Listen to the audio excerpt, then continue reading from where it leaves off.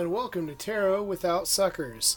I'm Holy Mountaineering, aka Freighter Knot, and I am here today with chapter or lesson 0 brought to you by the letter Aleph.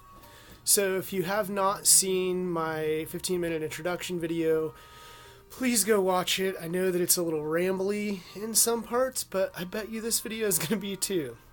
So, today we're starting with the most basic foundations of what you need to know to do tarot. So, we're going to get started where it begins at 0. So, there's a lot of people out there who talk about the Hebrew attributions to the tarot, like serious people like Manly P. Hall have talked about how Hebrew attributions to tarot don't make sense because Aleph's value is 1, meanwhile it would have to be associated with the Fool, which is 0, and we'll get to that later, but for now, just rest assured that we're going to do this like this. So, 0 is the first letter before 1. So, and since we're not really talking about anything that has to do directly with tarot, we're not really going to be talking about any of the cards or anything, we're just going to be talking generally. 0 is a good place to start, like they did with tarot. Geniuses.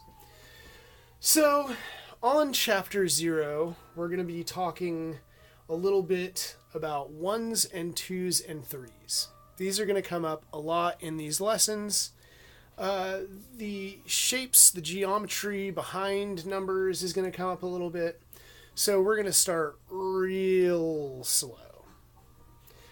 So you'll see 2 columns here, one with a dot above it and one with 2 dots and a line above that. And then down here we've got this triangle. So starting over here, the dot and the line. So if you have 1 dot, you just have 1 dot, but you have something to start with. If you have 2 dots, you can draw a line between those dots and have a line. It's not really a shape yet, but it is something. Now, if you add a 3rd dot, you can create a shape by connecting those dots. This is a formula that we'll talk about a little bit more later on. So, think about this like this. This is things that you need to be familiar with, and these are things that you're going to practice. So, over here, we're going to start with symbolism. What is tarot if tarot is not symbolism? You have 78 cards packed with dense symbolism. Take a look at this guy. There is a lot going on here, and I assure you none of it is arbitrary. So, like I said in the introduction video, the best way to become familiar with something is to expose yourself to it a lot. Keep your cards out all the time. Always be looking at and looking up the symbolism. So, this memorization is what you're going to try to do with the symbolism. The next category here is psychology. The psychology behind tarot has to do with the archetypes and the ideas in the card and how they relate to the human experience, how they relate to people. You don't need a background in psychology to understand the psychology of this. However, if you would like a good background, I would suggest Carl Jung's Man and His Symbols. It's a great place to start. They talk about a lot of collective unconscious symbolism that comes up in tarot like a lot. And anyone who knows anything about Jung knows that he was really into this sort of stuff. Also, I would suggest checking out Gestalt therapy, Gestalt psychology, and Wilhelm Reich and his ideas behind psychology, and really his ideas anyway. It's neat stuff. So the psychology, again, has to do with attribution. So how you attribute the symbolism in the cards to people in their situations in life. Over here is synchronicity. Synchronicity is an extremely loaded term that people, I think, overuse. It's synchronicity is understanding or creating significance in events that seem to relate to something that's happening already. So an example of synchronicity would be you're walking down the street and you see a 7 of clubs from a playing card deck on the ground, and earlier in the day you just pulled the 7 of wands valor, because clubs in the playing deck relate to wands, and so you're like, oh my god, like I've already seen that. So that's synchronicity, and the association is how you associate that. You walk past the 7 of clubs and you're like, oh, that has to do with the tarot pull that I did earlier, or that has to do with this job interview that I came back from where I felt like I was really pushing against something, whatever. So, going down, Kabbalah. So Kabbalah is going to be something that's going to come up a lot because that's got a lot to do with my understanding of tarot. So here, Kabbalah, proximity. Kabbalah is how the cards relate to Kabbalah and how, like I believe Crowley said it first, and Israel Regardie maybe popularized it, or I don't remember, something like that. How Kabbalah is like a filing cabinet.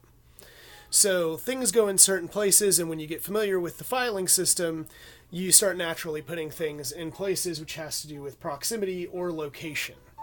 The cards, how they relate to each other, depending on how they're laid out next to each other, how they relate in general, and how the Kabbalistic tree of life relates to the cards. Now, here's one that you might not have expected, is narration, narrative style, storytelling. Storytelling or narration is important to divination.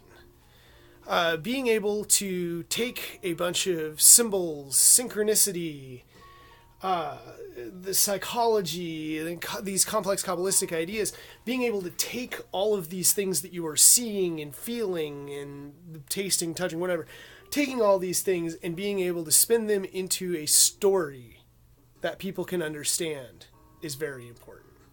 Because you can understand whatever you'd like, but if you can't explain it to anyone else, then it's just for you, and if you can't explain it, you probably don't understand it yourself. There's a Einstein quote that's something to the effect of, if you couldn't explain it to a 3-year-old, you never understood it yourself. Whatever. I'm fucking paraphrasing. But the narration is the final sort of key to the divination. It's taking all that information, being able to put it out in a way that people can pick it up. So, again, the 1 is the starting point.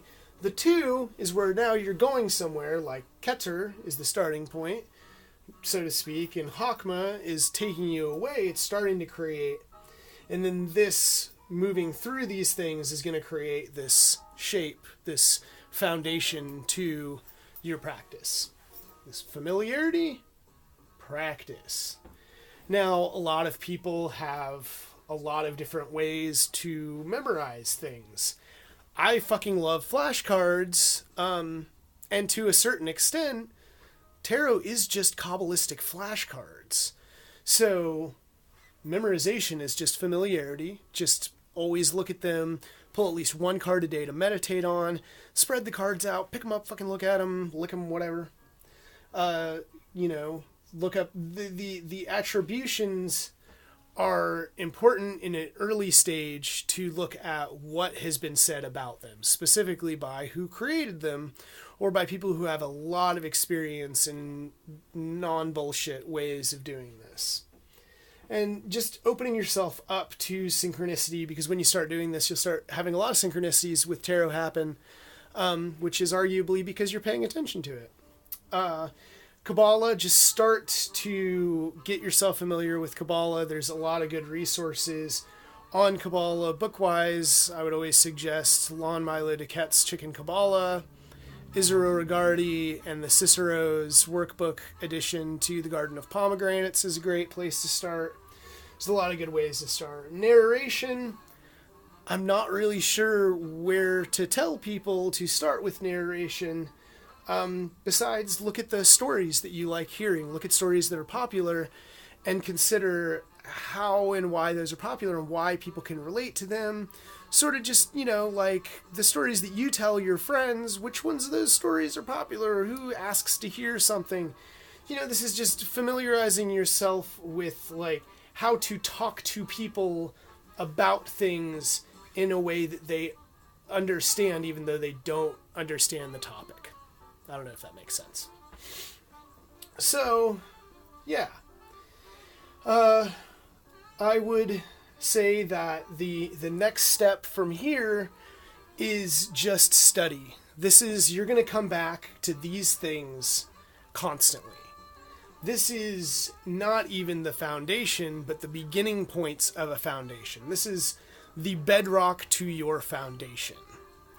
And remember that you don't want to just take any source that you're finding at face value. It's important to look for sources that quote other important, like, sources. I don't know if that makes sense. Now I'm just starting to ramble. But again, like, make sure that you're not just going to some random website. Hermetic.com is great, even though I kind of have beef with the person who runs Tumblr.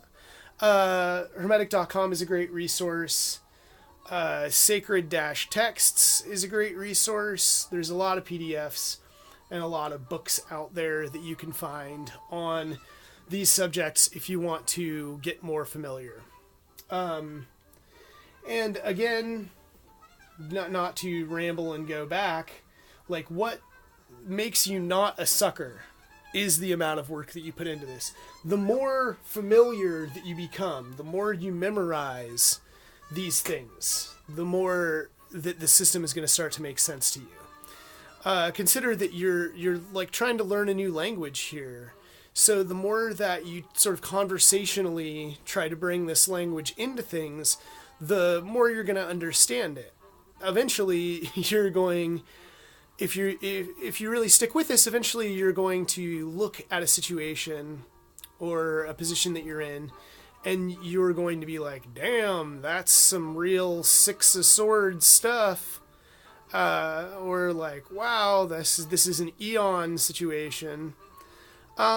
Instead of looking at things as sort of mundane, they'll start to have these associations and attributions depending on their proximity.